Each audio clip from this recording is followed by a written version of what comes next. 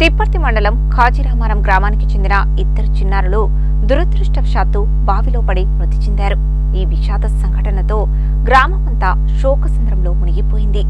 తిప్పర్తి మండలంలోని police station పరిధిలోని ఖాజీరామారం గ్రామానికి చెందిన ఇద్దరు వ్యక్తులు మృతి చెందిన విషాద సంఘటన చోటు చేసుకుంది. తిప్పర్తి పోలీసులు, గ్రామస్తులు తెలిపిన వివరాల ప్రకారం ఖాజీరామారం గ్రామానికి చెందిన బొలుగురి వినయ్, బొంగరాల మణిభార్గవ్ శనివారం సాయంత్రం మేడపోయిన పాపయ్య భూమి పక్కన ఉన్నటువంటి గచ్చుబావి దగ్గరకు చేపలు కాలం పట్టడానికి వెళ్లిన సమయంలో ప్రమాదవశాత్తు కాలుజారి బావిలో పడి మృతి చెందారు.